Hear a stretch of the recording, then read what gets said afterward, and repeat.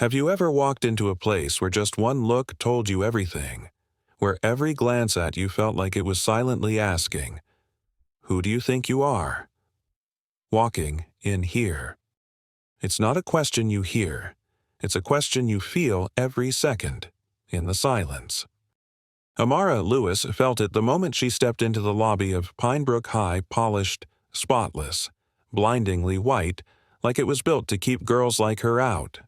A 16-year-old black girl, leaving behind old streets for a so-called new beginning, but no one here saw her as new. They only saw her as different, and sometimes, different is just another word for disposable.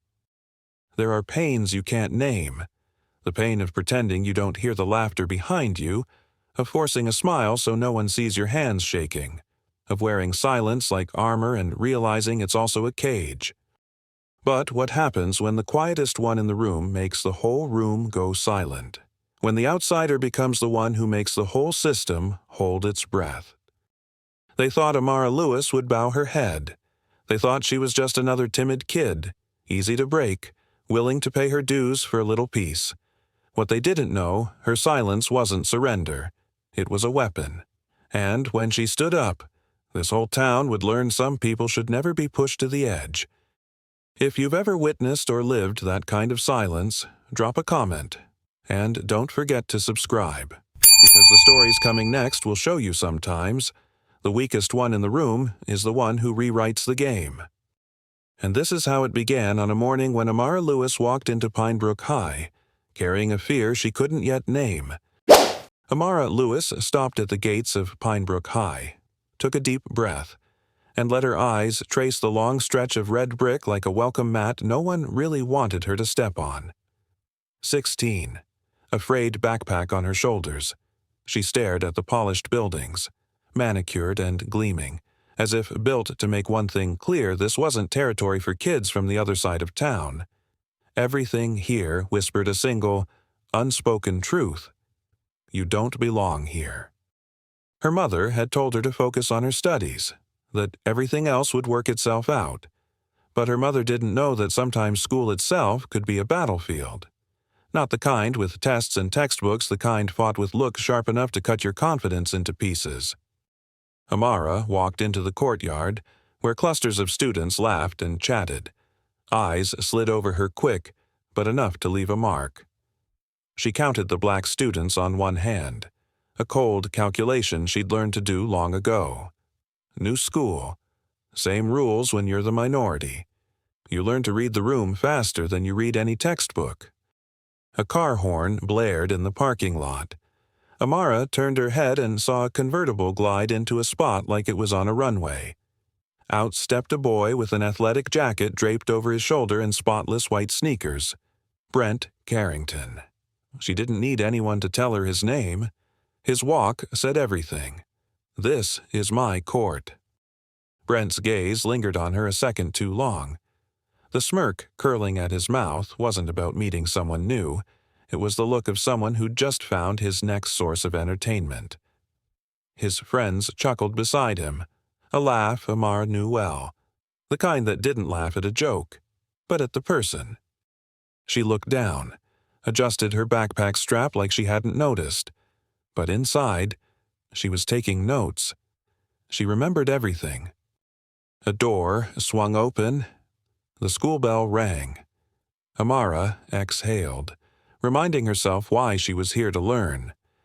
But as she stepped into the lobby, she couldn't help wondering if anyone ever really learned anything here besides how to survive. There's a kind of welcome that doesn't need signs or words, just stares and silence.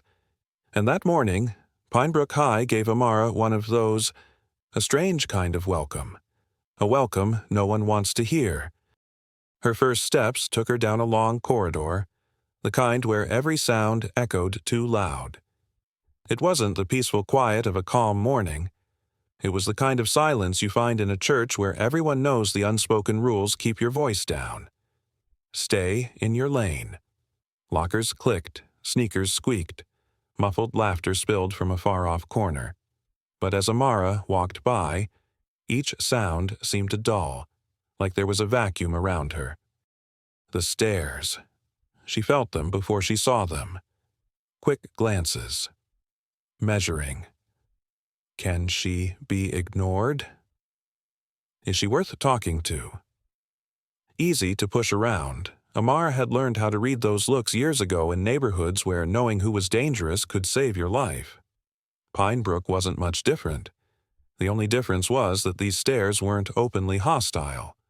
They were colder, sharper. A group of students burst into laughter as she passed. Someone whispered not loud enough to make out words, but enough for Amara to know who the subject was. She slowed her pace, straightened her back, as if she wore an invisible suit of armor. Don't give them anything, she told herself. In places like this, showing emotion was just handing someone a weapon. Then Brent Carrington appeared, like the hallway was a stage and he'd been waiting for his cue. Brent didn't need to demand attention. His presence took it. The stance, the half-smile, the sports jacket casually slung over his shoulder. He was someone who'd never had to ask permission to exist. He walked right up to Amara, his tone light, almost friendly around here. Fitting in. Comes with a fee. Amara stopped, looked up at him. She knew this type, the kind who talk about fitting in but really just want to see where your boundaries are. She could have stayed silent, walked past, avoided trouble. That would have been the safe move. But Amara hadn't transferred here to learn how to bow her head. She smiled, not a warm smile, but a small, deliberate cut. A fee cute? But if you're going to play cashier, you should work on sounding less cheap. Brent flinched. Barely. The smile stayed, but his eyes flashed. He wasn't used to that. For a beat, the hallway went still. Amara adjusted her backpack strap and walked past him, leaving Brent standing there like someone who'd just been denied in front of an audience. She didn't know how far this game would go, but she knew one thing: if a war started, it wouldn't just be hers. Amara didn't respond with anger or vulgarity. She didn't need to. Instead, she gave him that same light smile enough to sting, but not enough to give him an excuse. A survival skill she'd learned in neighborhoods where words could get you killed, but a perfectly timed smile could make you untouchable. A fee? Huh, she repeated, almost idly. If you're collecting, maybe work on sounding less cheap. The words dropped like a stone into still water, the ripples stretching through the hallway. Brent froze for a fraction of a second. The smile on his lips stayed, but it was tighter now, and in his eyes. Amara saw its surprise, laced with anger. Brent's friends chuckled, not because it was funny, but because someone had dared to say that to Brent Carrington Pine Brook's untouchable golden boy. Their laughter wasn't for Amara. It was for the rare entertainment of watching a newbie dig her own grave. Amara didn't care. She didn't stick around to see his reaction. She readjusted her bag and walked past him like he was nothing more than a lamppost in her way. No rush, no hesitation, just moving on. That was the real hit. Not the words, the indifference. Brent turned to watch her go. Her silence, the way she walked off without looking back, it was heavier than any insult. It said, "You're not important enough for me to fear." For a moment, the hallway felt frozen. A few eyes followed Amara, not with amusement but with curiosity, maybe wondering who she was, and why she didn't know the unspoken law here. Nobody makes Brent Carrington lose face. If she knew. She didn't care. Her sneakers echoed against the polished tile, each step carving itself into Pine Brook High's morning. She turned into her first class without glancing back.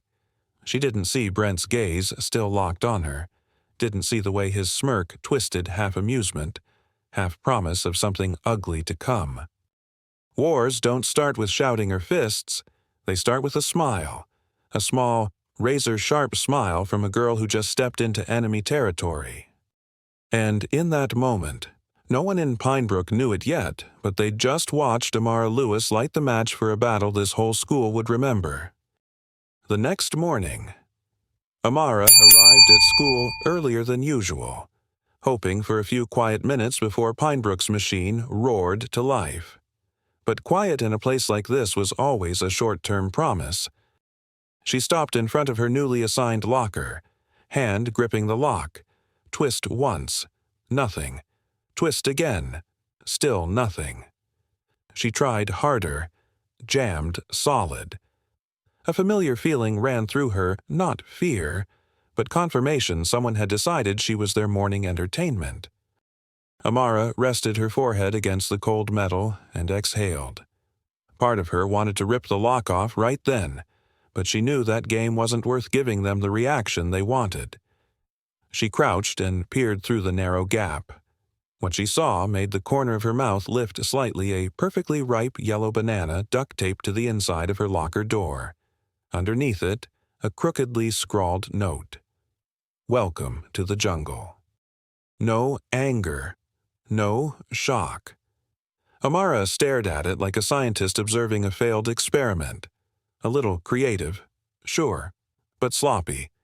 Not the message of someone powerful, just the hollow laugh of people hiding safely in the herd. She stepped back, leaving the locker and its cheap welcome exactly as it was. No one wins when you blow up in front of an audience waiting for the show. In her head, she started cataloging not just the act but the type of people behind it. They didn't dare face her. They liked mocking from a distance. They needed a pack to laugh with. Vultures the kind that only swoop in when they know their prey won't fight back. A group of students walked by, shooting her deliberate glances, giggling like they'd just watched a clip of morning entertainment. Amara stared back. No words. No smile. Just a look cold and bare enough that one of them instantly ducked down, pretending to tie a shoe. She walked out of the hallway, leaving the locker and its bargain bin intimidation for whoever needed it to feel powerful. Amara knew the battles at this school wouldn't be punches or screaming matches. They were paper cuts, repeated until you bled yourself into submission. But if this was war, she wasn't going to be the girl who only played defense. Day 2 at Pinebrook ended with more whispers, more stares. But when Amara left, her shoulders were still straight, each step landing like a quiet promise if they want war. I'll show them what a real opponent looks like. It didn't take long for Amara to realize Pinebrook High was like any neighborhood she'd survived a social map with invisible borders. And to survive, you had to learn to read that map. At every hallway corner, she began to see who held the center, who lived on the fringes, and who existed only to avoid being devoured. The groups were neatly drawn, like chalk lines on a basketball court. At the center were people like Brent Carrington, powerful enough to make others step aside without saying a word. On the edges were kids like her new, unfamiliar, studied like animals in a cage. It was while she was watching from a distance that she first noticed Maya Torres. Maya always leaned against the second-floor railing, a notebook hugged to her chest, eyes sweeping the room like she was reading it cover to cover. She didn't smile at anyone. She didn't insert herself into any group. She didn't interfere. But that gaze weary. Sharp said Maya knew everything going on. At lunch, Amara saw Maya again. This time, Maya looked at her a beat longer, long enough for Amara to know she wasn't invisible. It wasn't pity, it was quiet acknowledgement. I see this. I know what they're doing to you. No words, but sometimes a look is the only thing you can trust. And then there was Andre King. Impossible to miss when he crossed the courtyard, tall, quiet, carrying himself in a way that drew attention without trying. He was a senior, and from the way guys like Brent avoided his eyes, Amara knew Andre wasn't someone you could push around, but he didn't speak up either. He was a brick wall part shield, part boundary no one dared cross.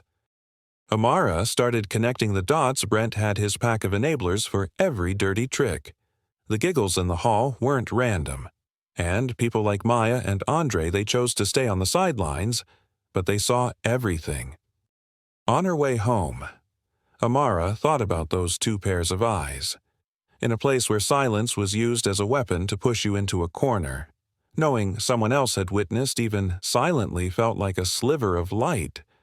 But she also knew the ones who stand by today could be allies or turncoats tomorrow. Pinebrook had already taught her this much: you don't just need to know who hates you. You need to know who's brave enough not to pretend they don't.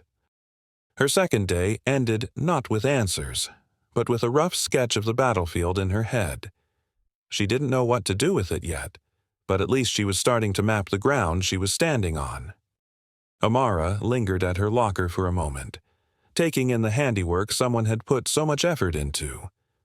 The banana was still there, the note crooked on its strip of duct tape. The message was obvious but boring. She wondered if whoever did it had pictured her face when she saw it.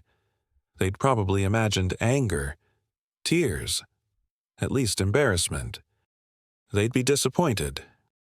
She pulled out her phone, lifted it, and snapped a few photos, methodical, like collecting evidence, but really to craft her own version of the story. Without a word, she walked outside, sat on the steps near the athletic fields, and opened the school-wide group chat, the one everyone thought was just for announcements and gossip. "Looks like someone's kicking off Spirit Week early," she typed. "Next time, at least pick a better marker. This one screams dollar store." Send. Not angry, not defensive, just a clean, sharp jab. Her phone buzzed almost instantly. Notifications poured in. First laughing emojis, then replies piling on. "Whoever taped that needs art lessons. At least write straight next time." The humiliation meant to shame her had flipped in minutes. Now it was a joke for the whole school. Amara didn't laugh, but she felt a quiet satisfaction.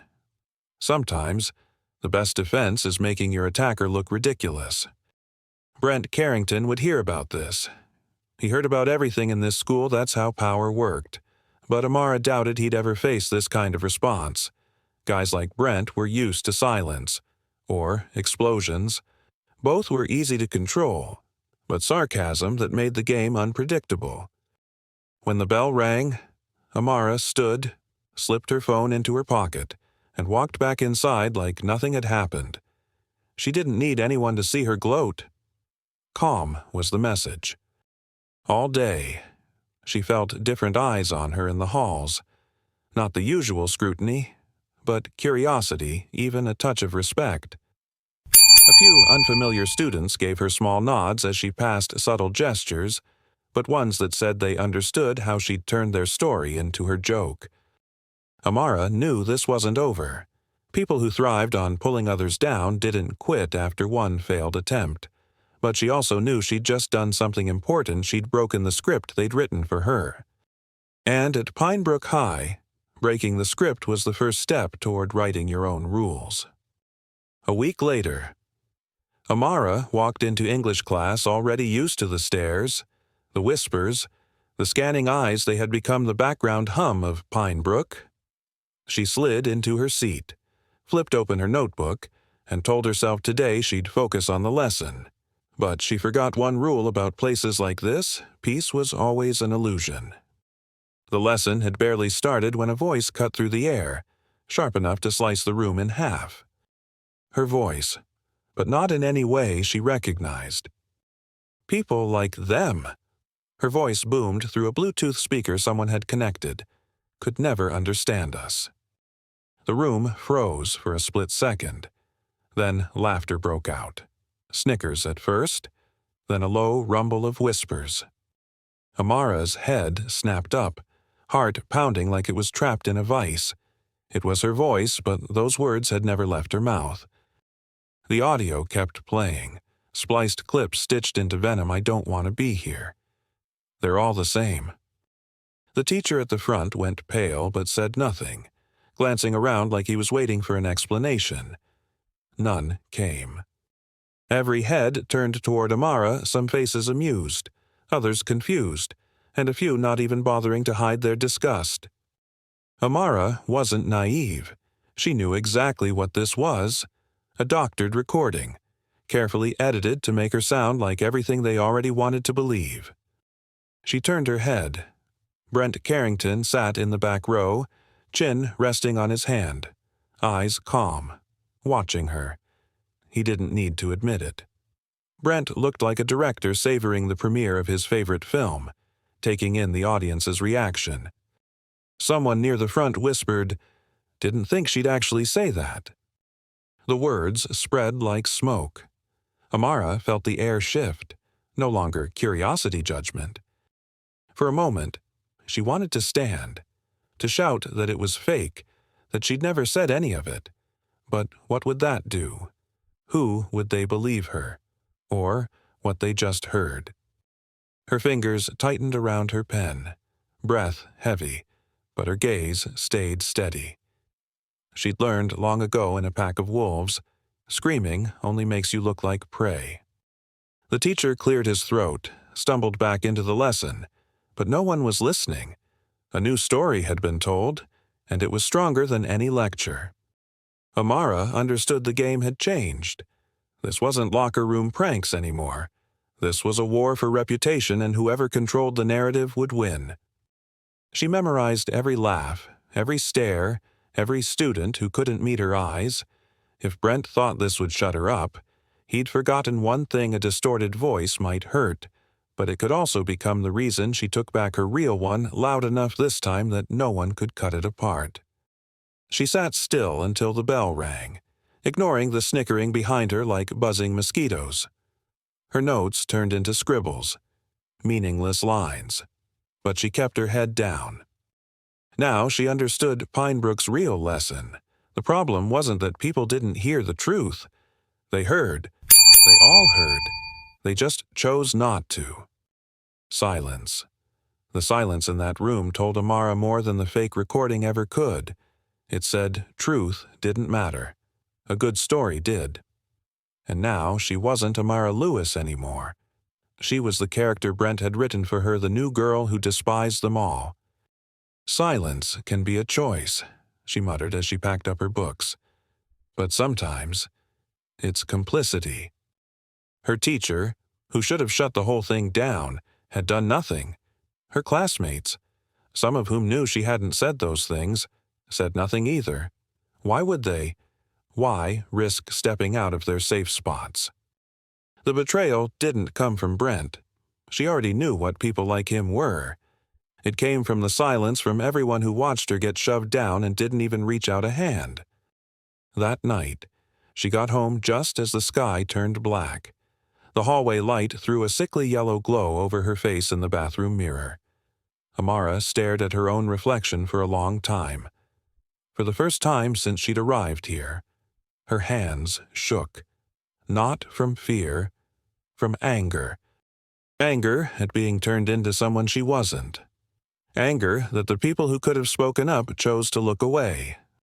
Her mom knocked, asking if she wanted dinner. Amara said she wasn't hungry.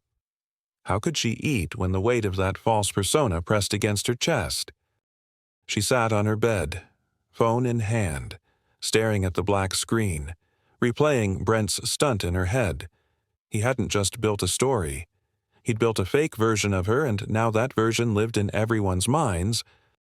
Amara knew if she stayed quiet, that story would become the only truth Pinebrook believed, and she'd never get herself back. That night, in her cold, cramped room, she made herself a promise: if they wanted to weaponize silence, she'd break it, and when she spoke next, they wouldn't be able to ignore her. Amara sat there for hours, phone still in hand, unread messages piling up, assignments untouched. Finally, she pulled up the original recording, the real discussion from that day. Every word, every sentence, clear, thoughtful, nothing like the chopped-up filth Brent had created. She listened from start to finish. Then she asked herself, why am I sitting here suffering when the truth is right here? She spliced the original audio with Brent's fake version into one split-screen video. Left side, the real Amara, calm, sharp, unedited. Right side, the warped voice Brent had stitched together. The contrast was undeniable. Even the most indifferent viewer would see the truth. Amara opened the social app Pinebrook kids use the most. She uploaded the video, paused over the caption for a moment, then typed, "If you edit this well, Hollywood might call upload." Her phone buzzed almost instantly. Views climbing, comments pouring in, first laughing emojis, then messages from people she'd never spoken to. Can't believe they did that. Classic Brent, always playing dirty. The video spread faster than she expected. The bystanders who'd done nothing hours ago were now sharing it, adding their own posts of support. Brent's story was unraveling in real time. Amara didn't reply to any comments, didn't post anything else. She just set her phone down and leaned back. No gloating, no triumphant thrill, just relief. For the first time since arriving, she wasn't the girl forced into silence. Brent would see it. He didn't miss anything that could dent his image. She imagined his face reading that caption, and for the first time in days, Amara smiled. But she knew this wasn't over. People like Brent didn't quit just because they were humiliated.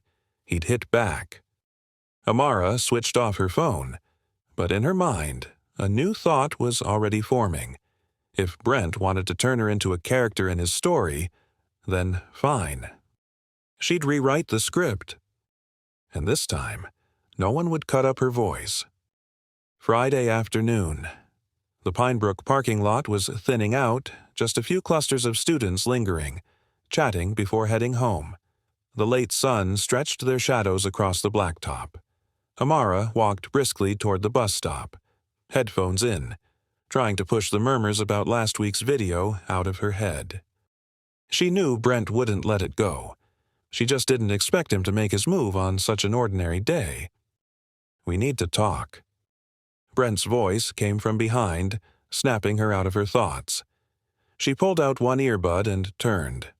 He stood there in his half-zipped varsity jacket, wearing a smile that looked polite enough, but his eyes told the truth of predator about to reclaim his territory. "Couldn't say it in school," Amara asked. "Voice, even."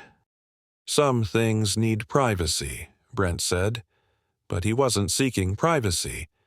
3 of his friends fanned out behind him in a half-circle, the kind of staging meant for intimidation, not conversation. The air thickened. A few kids walking past slowed down, sensing something was about to happen. One of them whipped out a phone. Pinebrook had a strange culture. It didn't stop confrontations. It recorded them for later entertainment. Amara glanced at the faces around her. None looked like they'd step in. They weren't there to help. They were there to watch a new story unfold. She turned back to Brent, studying him. "You seem to like attention," she said slowly. "Not really." Brent stepped closer. "I just don't like being made a joke on my own turf." Ah, there it was. It wasn't about the video, or the truth. It was about humiliation, being laughed at, being seen as the loser in his own kingdom. "So, this is your turf." Amara arched an eyebrow. "Funny. I thought it was a public parking lot." A small ripple of laughter broke out among the onlookers. Brent's smile stayed put, but a crack formed in its polish. "You think this is a joke," he said, voice dropping, threat clear. Amara didn't answer. She stood still, arms loose at her sides, eyes locked on him. Every nerve in her body tightened, not from fear, from readiness. She wasn't running, and Brent could see it. The silence dragged, so long that one of Brent's friends let out a forced laugh to cut the tension. But no one else laughed. They all felt it, that strange moment when the prey didn't flee, but stood its ground. When Brent stepped closer, Amara knew this wasn't a conversation. It was an invitation to a fight he thought only he understood. She didn't move back. She stood inside the semicircle his crew had formed, straight-backed, arms at her sides, staring at the self-appointed king. "You wanted to talk," she said, voice calm enough that a few of the kids recording leaned in. "Good. I've got something to say, too." No shouting, no swearing, no trying to out-volume him. The way she spoke startled people like she wasn't surrounded, but leading a casual discussion, yet every word dropped like a blade. "You know what the dirtiest part of your game is," she said. "Not the lies. It's how you weaponized silence. I stayed quiet, and you thought that meant surrender. This school stayed quiet, and you took that as approval. But I heard every laugh, every whisper." Brent opened his mouth, but Amara lifted a hand to cut him off. Not a plea, a command. "I gave you the chance to act like you'd grown up," she said, lowering her voice, letting it carry. "But all you know how to do is play little boy games." The words landed like a clean hit. A few bystanders burst out laughing, not because it was clever, but because no one had ever talked to Brent like that. Brent gave a sharp, humorless laugh, trying to regain his mask. "You're playing a dangerous game, Lewis." Dangerous Amara tilted her head. "Dangerous is faking an entire narrative just to protect your ego. I'm just telling the truth, and truth isn't dangerous unless it makes someone face themselves." Brent froze for half a second. Even the kids filming lowered their phones slightly. Nobody had expected the new black girl to dismantle Pinebrook's golden boy out loud, in his own arena. Amara didn't wait for a reply. She stepped toward Brent, closing the gap he'd left for intimidation. "You want me to bow my head? Too late. The days when people like you get to define my worth are over." Brent instinctively stepped back just half a step, but enough for anyone close to notice. And in that moment, everyone watching knew who was really in control. That was the power Brent hadn't prepared for, strength that didn't need fists or shouting, just a steady voice that couldn't be drowned out. Brent lunged, his smile twisted, arms swinging like he meant to teach her a lesson. But that recklessness, that was his biggest mistake. Amara didn't wait to be grabbed. 8 years of training wasn't for trophies, it was for moments like this. She slipped under his arm, locked his wrist, pivoted, and used his own momentum to drive him down onto the asphalt. Before his friends could react, they charged. 2 of them lunged, all brute force and no skill. Amara sidestepped one, swept his legs, and sent him sprawling next to Brent. The other hesitated, but still came. Amara blocked with her elbow, spun, and dropped him with a quick, clean takedown. No yelling, no wasted motion, just muscle memory sharpened by years of survival. It ended so fast the crowd hadn't processed what they'd seen. The parking lot went dead silent. No more laughter, no more whispers. Brent lay on the ground, gasping, wide-eyed tasting, for the first time, what it meant to lose complete control. Amara looked down at him, expression flat. That enough, she asked, like she was finishing a discussion, not a fight. No one answered, no one needed to. She adjusted her backpack strap, turned, and walked away. Her footsteps echoed on the blacktop, steady and unhurried. The crowd parted like a door, nobody daring to block her path.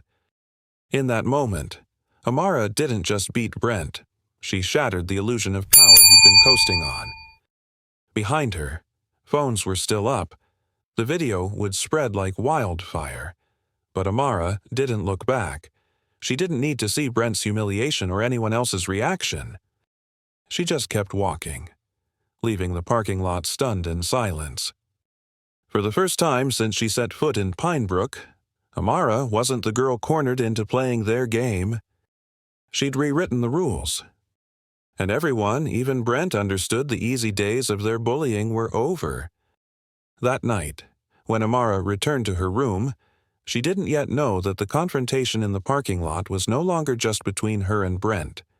Pinebrook had dragged it into the light. A video less than a minute long had hit the internet. No one knew who posted it first, but it spread like wildfire, shared in every group chat, every student's social media account. Brent Carrington Pinebrook's untouchable golden boy laid out, gasping on the blacktop. The caption under the video was simple: "Brent isn't king anymore." The comments, though, exploded. "Who is this girl, Amara Lewis? New girl really did that. Finally, someone took him down." Her name became a hashtag, the girl who fought back. Amara didn't share it, didn't comment, didn't add context, but this time, her silence wasn't weakness, it was strategy. When you don't speak, you force people to speak for you. Her phone buzzed constantly on the desk. Messages from people she'd never spoken to. "You did what we've all been wishing someone would do. Can't believe anyone had the guts to stand up to Brent. You showed everyone he's not untouchable." Amara didn't respond right away. She sat on her bed, staring at the glowing screen, letting the words wash over her. The attention felt strange and terrifying. Across town, Brent was watching the same video. He'd probably watched it dozens of times, jaw clenched tighter each time. Pinebrook's king had become the joke of his own kingdom. But Amara knew guys like Brent don't crumble from humiliation. They strike back, and this game wasn't over. The video didn't stop at Pinebrook. Students from other schools began sharing it, attaching their own stories about Brent and people like him. Hidden wounds started to surface: bullying, threats, scars no one had dared to speak out loud. Amara watched it all unfold without lifting a finger. That clip didn't just capture a fight, it started a conversation about power, about fear, about how one person's stand could shatter a whole culture of silence. That night, she set her phone aside, turned off the light, and lay in the dark. She didn't know what tomorrow would bring, but she knew one thing: Pinebrook had seen her now, and they'd never look at her the same way again. 2 days later, Maya Torres found her in the cafeteria, clutching a stack of papers and wearing a look of quiet determination. "We need to do something," Maya said bluntly. Amara blinked, surprised at her directness. Maya, the girl who usually leaned against the staircase railing, watching everything but saying nothing, now sounded like someone who'd been rehearsing this for days. "Do something?" Amara asked, setting her tray down. "Not just you." Maya slid into the seat across from her. "All of us, the ones who've been laughed at, who've kept quiet just to survive. That video, it opened a door, but if we don't step through, it'll close." Amara didn't answer. She hadn't thought of the video that way. To her, it was proof Brent wasn't untouchable. But to Maya, and maybe others, it was bigger than that. That afternoon, Andre King joined in. He arrived holding a handwritten flyer. "Stand Up Club, a place where your story gets heard." He pinned it to the main bulletin board during lunch without saying a word. It drew stares instantly. By the next day, more than 20 names had signed up. Some Amara recognized, the ones who usually kept their heads down in the hallways. Others surprised her kids who used to laugh along when Brent humiliated someone, now willing to tell their own stories. Maya and Andre ran the first meeting. They picked an empty classroom after school. When Amara walked in, every head turned. Some kids smiled shyly. Others nodded, like silently thanking her. Amara hated that feeling, like she'd been put on a pedestal she'd never asked for. Maya opened. "This isn't a club for venting. It's a space to say the things we've been holding in, to know we're not alone." One by one, they spoke. A girl talked about being stalked and mocked online by Brent's group. A sophomore boy told how he'd been beaten up just for talking to someone Brent didn't like. Each story felt like a wound reopened, but no one laughed. No one judged. When it was Amara's turn, she hesitated. She hadn't planned to say anything, But looking at those eyes, kids who'd been through hell but still had the courage to stand up, she knew she couldn't stay silent. "Brent thought I was just entertainment," she said, voice low but steady. "But that video showed something we're not always as powerless as they think. And if we stand together, they can't make us silent again." The room went still for a beat. Then came the applause, small but sharp. Amara had never wanted to be a leader, but in that moment, she understood whether she liked it or not. She'd become a symbol, and symbols don't get to stay quiet. Brent Carrington wasn't finished. He'd never known failure, and being humiliated in front of the entire school had left a stain he couldn't scrub clean with intimidation alone. When Amara's takedown spread beyond Pinebrook, this wasn't just personal. It was the collapse of the persona he'd built. Rumors started leaking through the hallways. "She's dangerous. That aggressive black girl needs to be put in her place." The words were always said loud enough to be heard in crowded places, the cafeteria, the gym, but never loud enough to trace back to him, Brent's specialty poison with clean hands. Amara heard them as she walked by, but didn't stop. She knew where they came from. She knew what they were meant to do, turn her into an outsider, a threat, someone the whole school should fear. But Brent didn't stop there. A week later, Amara was summoned to the principal's office. The principal's look was equal parts stern and sympathetic. "The Carrington family has filed a complaint against you for assault," she said. Each word hit like ice water. "You fought Brent in the parking lot," the principal continued, "and his family considers it an act of violence that requires further action." Amara bit her lip so hard it bled, not from fear, from rage, violence. He'd cornered her with his friends, swung first, and now he was painting himself as the victim. The Carringtons didn't stop at the complaint. They pulled every string: the police, the school board, even local media. Headlines came fast: Pinebrook student accused of assaulting mayor's son. Cold, twisted words turned Amara into a monster for people who'd never met her. This wasn't hallway bullying anymore. This was a systemic attack, Brent playing king of a much bigger game. That night, Amara lay on her bed, staring at the ceiling, feeling the weight pressing down on her chest. But she thought of that classroom the day before, the stand-up club, those kids who had found their voices because she'd found hers first. Brent wanted her scared, wanted her erased. But Amara knew if she stayed silent now, his version of the story would become the only truth that mattered. She grabbed her phone and messaged Maya and Andre. "We need to meet tomorrow. He wants to make me the criminal, so we'll rewrite the rules." Amara understood now this wasn't just a fight for her voice. This was a fight for survival. And this time, she wouldn't fight alone. That morning began like any other. Celeste Lewis came home after a night shift at the hospital, her eyes bruised with exhaustion but her voice still carrying the warmth of a mother calling her daughter up for school. She didn't know that within minutes. The familiar tiredness would harden into a chilling worry no mother ever wants to feel. The kitchen phone rang while she was pouring coffee. The sound felt almost out of place in the quiet house. She picked it up, balancing the receiver against her shoulder, but froze as soon as she heard the man's voice on the other end. "Good morning. This is Officer Daniels with Millbrook PD. We need you and your daughter to appear in juvenile court this coming Monday." Celeste slammed the cup down. Juvenile court. There must be some mistake.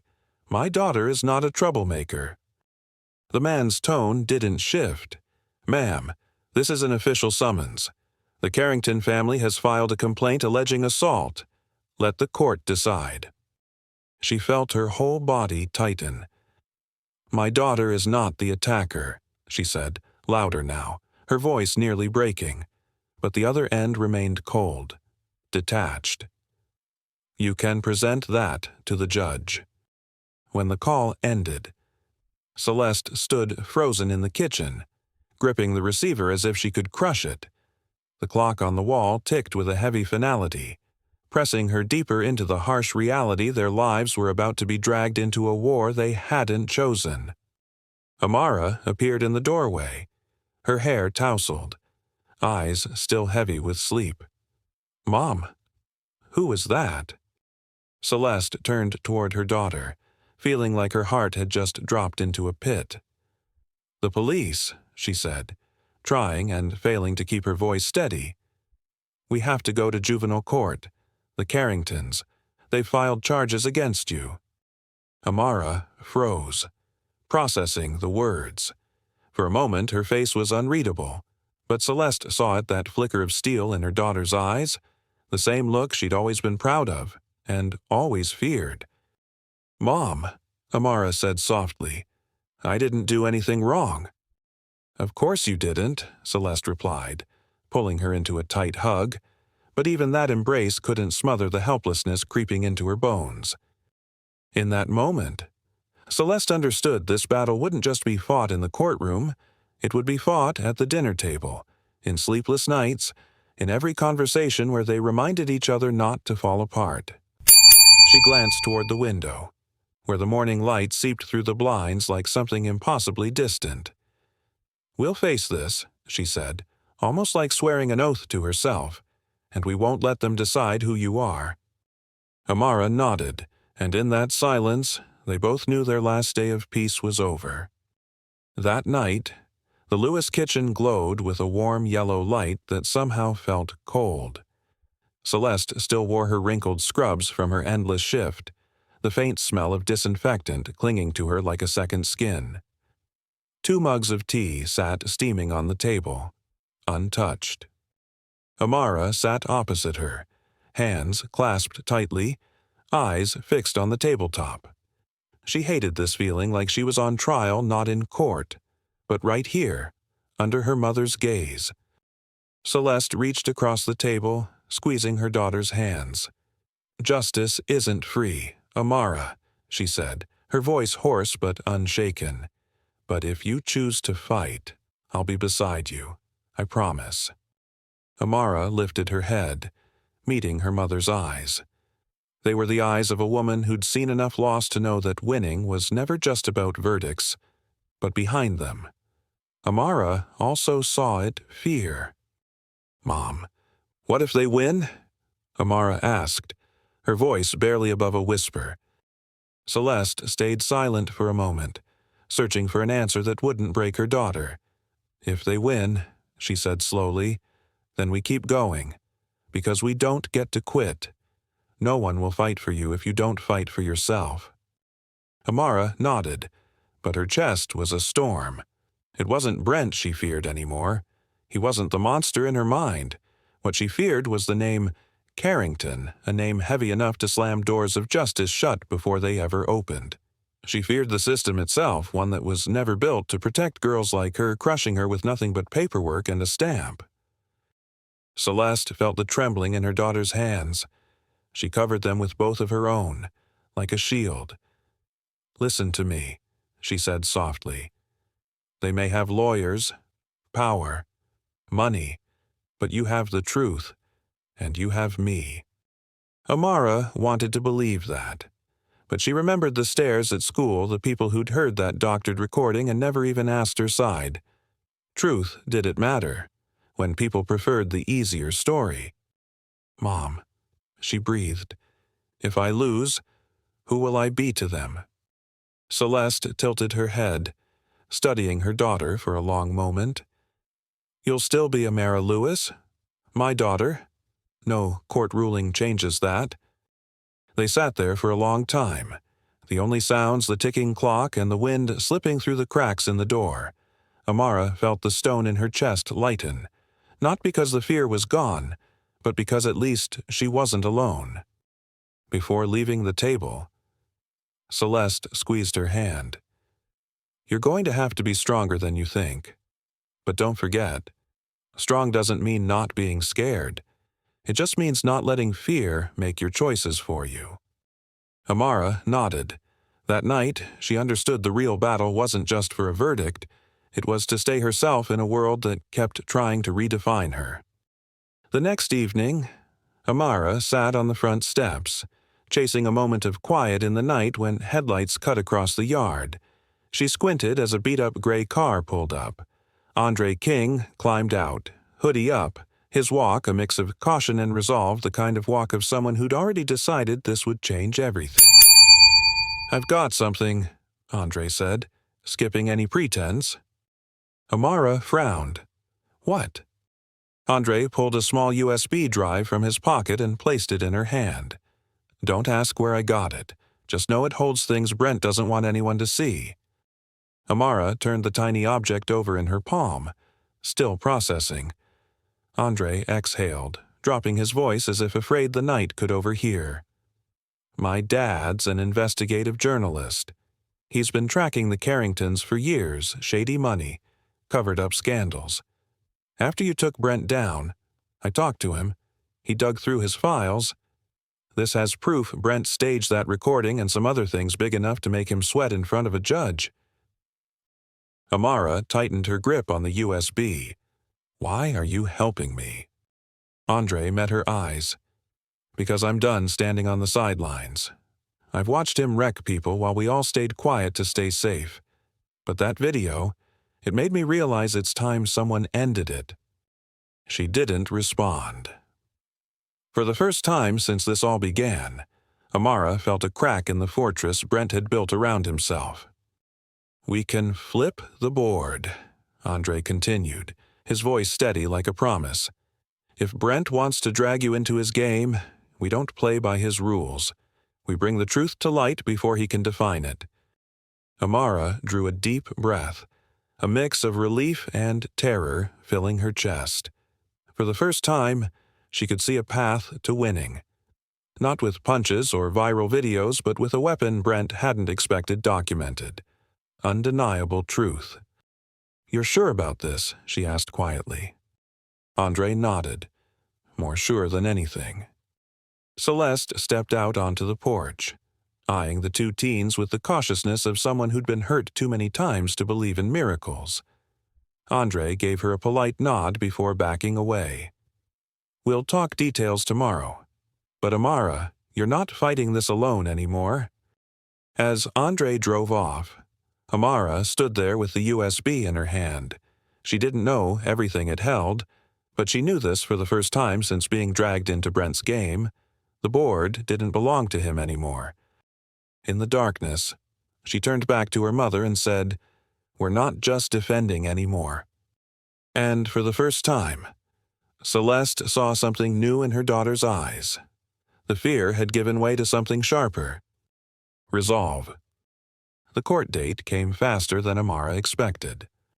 On that cold morning at Millbrook Juvenile Court, the chill didn't come from the weather. It came from the heaviness pressing against the gray walls and wooden benches of the small hearing room. Amara sat beside her mother, feeling every tick of the wall clock like a drumbeat announcing the start of a new war. The door opened, and Brent Carrington walked in as if this were his stage. The perfectly tailored suit, the neatly combed hair, every movement calculated. He wasn't entering as a boy who'd been accused of starting a fight. He was walking in as a victim, or at least as someone determined to play one. Amara watched him take a seat across from her, next to his father, a man the entire town knew as a powerful politician. Brent didn't look at her. He didn't dare. Or maybe he knew that one glance could shatter the role he was trying so hard to play. When the judge called for statements, Brent stood. "Your Honor, I was attacked. For no reason at all," he said, his voice trembling just enough to feel authentic. "I just wanted to talk. But Amara Lewis reacted aggressively and hit me. I'm still shaken by what happened." Amara listened to every word, watching a performer at work. He picked his words like props, paced his breathing like a script crafting the perfect story of a gentle boy harmed by an angry outsider. But there was one thing he couldn't hide his eyes. Brent avoided her gaze, completely. And every time his eyes darted downward, his hands trembled. No one else noticed. But Amara did. The shaking wasn't fear of her, it was fear of the truth slipping through the cracks he was so desperately trying to seal. The Carringtons' lawyer followed, painting Amara as the new girl with unresolved adjustment issues and a tendency toward violent behavior. Big, academic-sounding words, but really just stones thrown to make her look dangerous in the judge's eyes. Amara stayed silent, not because she didn't want to fight back, but because she knew her time hadn't come yet. Her mother squeezed her knee, a reminder they were here to fight with truth, not anger. In that moment, Amara understood this wasn't a trial about a punch in a parking lot. This was a trial about the story, who would get to tell it, and who would decide what truth meant. And for the first time since she'd been dragged into this game, Amara told herself, "Fine, let them tell their story, then I'll tell mine." When the judge gestured, Amara rose. Her legs felt twice as heavy, but every step toward the witness stand was unshakably steady. The room fell silent. Brent shifted in his seat, turning slightly away from her. Every other set of eyes, parents, teachers, classmates, fixed on her, waiting to see how she would defend herself. Amara drew a deep breath. She didn't lash out with anger, the way Brent expected. She began to tell her story, every detail. "My first day at Pinebrook," she said, her voice even and clear. "I opened my locker and found it jammed. Inside was a banana taped to the door with a note that said, 'Welcome to the jungle.' I didn't react. I stayed silent." She paused, looking directly at Brent, then continued. "A week later, a spliced audio recording started spreading around the school. My voice, but words I never said. No one asked if I actually said them. No one cared." The scratch of a pen echoed from the clerk's desk. Amara kept her voice from shaking. And then, in the parking lot, I was cornered. 3 of them surrounded me. I defended myself. That's all. No theatrics, no drama. Each sentence landed like a clean, precise cut slicing through the suffocating silence in the room. The judge nodded. The back doors opened. One by one, 20 students filed in, Maya first, Andre behind her, followed by faces Amara had only seen in hallways, kids who'd never dared to speak until now. Each of them took the stand. A trembling girl recounted threatening messages from an anonymous account everyone knew belonged to Brent's group. A sophomore boy described being beaten up for sitting at a lunch table Brent didn't approve of. Some cried. Some choked on their words. But together, they told the same truth Brent and his friends had turned Pinebrook into hell for anyone who didn't belong to their world. The room that had been meant to judge one fight became an indictment of a culture of bullying, long buried under silence. The judge leaned forward, listening intently. Every story was another brick pulled out of the wall of power Brent had built around himself. Brent kept his head down, fists clenched under the table. His father sat beside him, his politician's composure cracking, replaced by barely contained panic. Amara looked at the students standing up to speak their truth and realized this case had never just been about her. It was about every kid who'd been shoved into a corner and told to stay quiet. When the last witness stepped down, the room stayed hushed. The judge leaned back, fingers interlaced. This wasn't about a punch. It had become an indictment of an entire system of silence, and today, that silence had been broken. Then, just as the judge prepared to close arguments, Andre King stood. "Your Honor," he said, his voice calm but carrying across the room, "we have additional evidence to submit." Heads turned. Brent's shot up, panic flashing in his eyes. Andre walked to Amara's attorney and handed over a small USB. "This is a video directly related to the case." The judge nodded. The file was loaded onto the courtroom screen.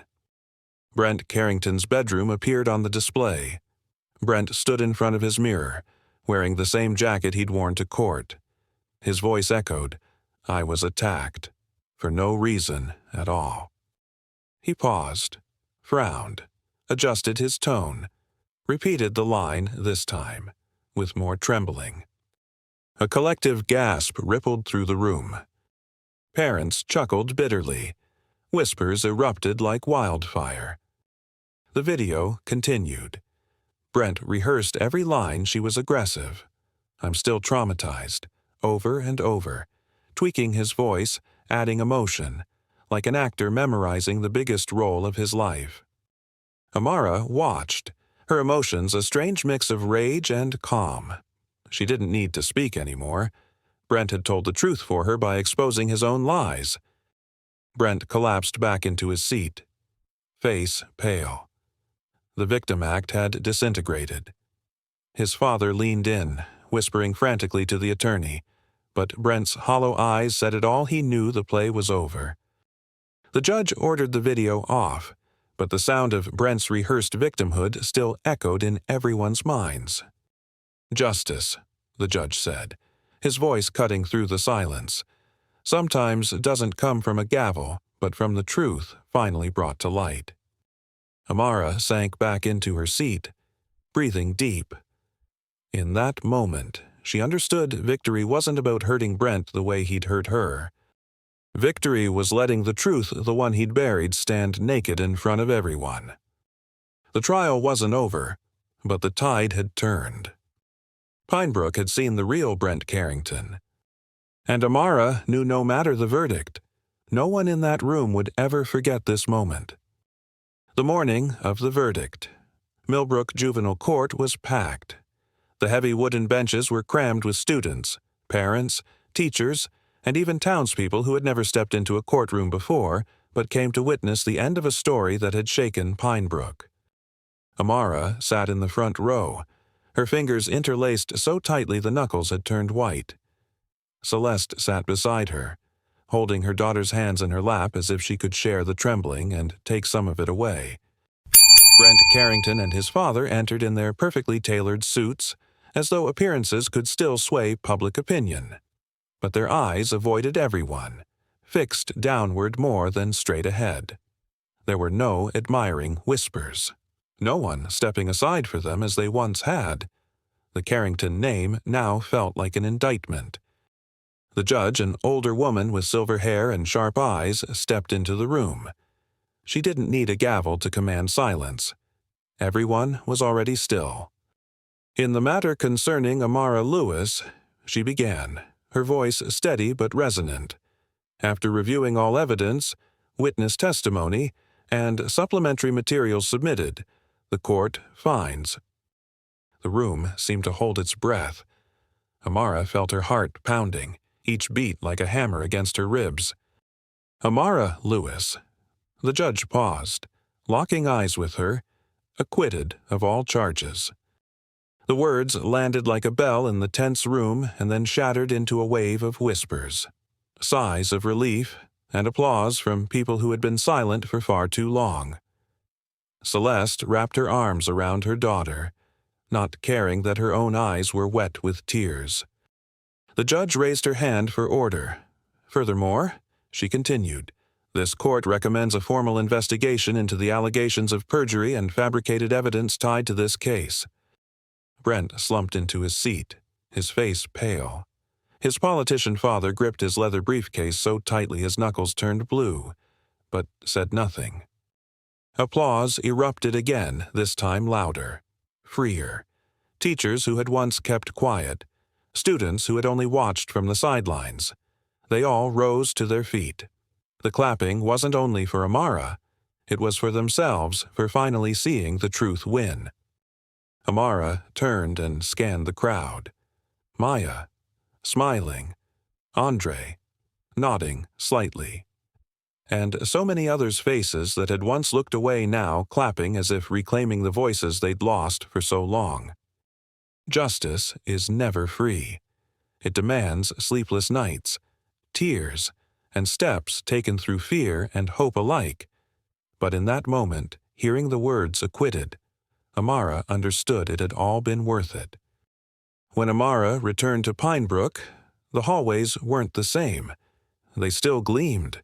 The lockers still lined up in pale blue rows, but the air had changed. There were no more giggles behind her back, no sharp glances cutting her down. Silence was still there, but no longer complicit. It was watchful, respectful, maybe even cautious. News of the trial and the evidence revealed had forced the administration to act. Pine Brook launched self-defense classes for students not just as a physical skill, but as a declaration no one here would suffer bullying alone again. An anonymous hotline was created to report harassment. Posters lined the hallways with bold words, "No one left in silence." Stand Up Club. Once just a small group gathering in an empty classroom, became an officially recognized organization. They had their own room, funding, and the backing of an entire parent community. And the one invited to lead the first workshop for new students, Amara Lewis. That Friday afternoon, Amara stood in the gym, wearing simple workout clothes, facing a group of students, some nervous, some full of hope. Their faces reminded her of herself on her first days at Pine Brook. "Before we begin," Amara said, her voice steady and clear, "I want you to understand one thing. We don't learn to fight just to fight. We don't fight to win. We fight to survive, to know we can stand up, even when the whole world wants us on our knees." The room fell silent not out of fear, but because those words hit something deep. Amara began the session, demonstrating basic moves, nothing flashy, nothing for show, each movement repeated again and again. She wasn't just teaching them to use their bodies, she was teaching them to stay calm when cornered. Strength isn't always in the punch, she told a student who asked. Sometimes it's knowing when to stand, when to step back, and when to speak. Andre and Maya were there too, helping organize, coordinate, encourage. They weren't just Amara's allies anymore. They were building a new community, a place where those once considered weak could finally find their strength. When the session ended, a timid boy approached her, whispering, "Thank you. I think I can get through another day now." Amara smiled. She understood better than anyone sometimes change doesn't come from grand victories but from one more day someone feels strong enough to keep going. Late one afternoon, when Amara returned from stand-up club, she found a small envelope on the front step. No sender's name, just for Amara Lewis. She sat on the porch, carefully opening it. Inside was a single folded sheet, handwriting a little shaky but neat. "Dear Amara, I don't know you beyond what I've seen online. I just know you're the girl who stood up when everyone else stayed silent. At my school, bullies used to make me so scared I didn't want to go anymore. But after I saw your video and read your story, I started a self-defense group at my school. They don't bother me anymore. Thank you." From someone who once thought they'd never stand up. Amara read the letter over and over. The simple words made her lean back against the wall and take a deep breath. It wasn't just a thank you. It was proof that everything she had endured, the sleepless nights, the hours in court, every punch, both literal and metaphorical, had built something bigger than herself. She remembered those first days at Pine Brook, the banana in her locker, the stares, the whispers. Back then, she thought she was just trying to survive. But now she understood she had done more than that. She had become a spark for people who thought they'd always have to live in the dark. Celeste stepped onto the porch, wiping her hands on a dish towel, noticing the letter in her daughter's hands. "Who's that from?" she asked. Amara handed it to her. Celeste read, smiled, and blinked away tears. See, sometimes justice isn't in verdicts or applause in a courtroom. It's in small changes in people like this kid, finding their strength because of your story. Amara folded the letter and held it to her chest, as if to keep its weight and warmth close. She looked out at the front yard, at the sky painted orange by the setting sun. The last rays of daylight washed over porches and lit up the hidden corners. She knew the road ahead wouldn't be easy. There would be other Brents, other courtrooms, other battles. But there would also be more letters like this, proof that what she'd done mattered. Amara smiled softly. Justice is never free. It costs blood, tears, and courage. But in this moment, knowing someone far away found strength because of her story, she understood it will always be worth it. If this story touched your heart, make sure to like, share, and subscribe. Every click helps us bring more powerful stories of empathy, justice, and silent strength to life. Your support is what fuels this journey. Let's keep standing together and rising higher, one story at a time. Stay safe and inspired.